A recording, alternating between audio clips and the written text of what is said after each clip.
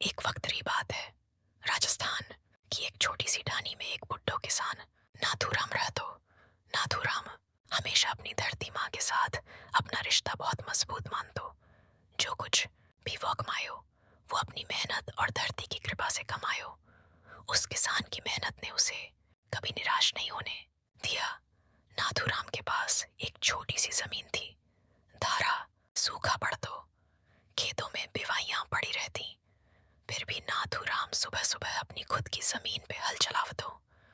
वो जो खेत जोततो वो कभी खाली नहीं जातो।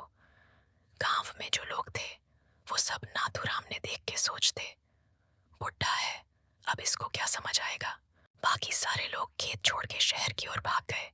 लोग कहने लगे, अब इस मौसम में क्या होगा, जोत जोते की मेहनत बेकार जाएगी। लेकिन नाथूराम कभी भी हार नहीं मानतो। वो धरती से अपनी प्यार भरी बातें करता और रोज उसी उम्मीद में अपना काम करता। एक दिन सूरज बहुत तेज जल रही था। गर्मी इतनी थी कि पूरा आकाश जैसे आग की लपटों से भर गयो। नाथूराम अपना हल लेकर खेत में जा पहुंचा। उसकी आंखों में एक अलग सी चमक थी और चेहरा ऐसे लगता था जैसे किसी ने उसे ताकत दी हो। लोग देख रहे थे और कह रहे थे कि अब नाथूराम को समझ आ गया है, ये तो अब कुछ नहीं कर सकेगा। लेकिन नाथूराम लगातार अपना काम कर रही था।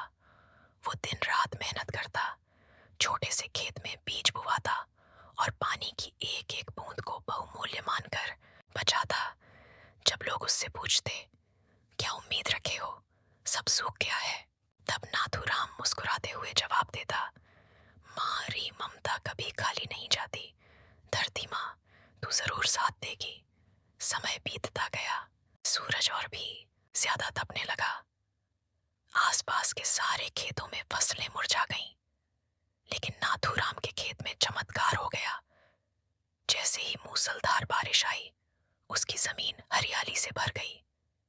खेत में उगे हुए गेहूं, मक्का और जौ देखकर सारे गांव के लोग हैरान रह गए। सब नाथूराम के पास आए और पूछा, तुम्हें क्या पता था कि ऐसा होगा। नाथूराम ने उन्हें जवाब दिया, मुझे ये पता था कि धरती माँ कभी किसी के साथ अन्याय नहीं करती। अगर तुम मेहनत करो तो वो तुम्हें कभी निराश नहीं करेगी। एक दिन नाथूराम का पौधा उससे मिलने आया। वो छोटा बच्चा खेत में घुमा और पूछा, बाबू, बाकी लोग क्यों हार गए और आप क्यों जीत गए। नाथूराम ने धीरे से पौधे को गले लगाया और कहा, बेटा, बाकी लोग डर गए थे। उन्हें ये लगा कि बिना मेहनत किए कुछ नहीं होगा, लेकिन मैं जानता था कि धरती का दिल बहुत बड़ा होता है। उसकी ममता कभी खाली नहीं जाती।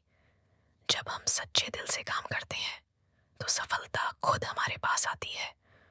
पौधे ने पूछा, तो बापू, क्या धरती सचमुच माँ होती है। नाथूराम मुस्कुराए और बोले, हाँ बेटा, धरती एक माँ की तरह है।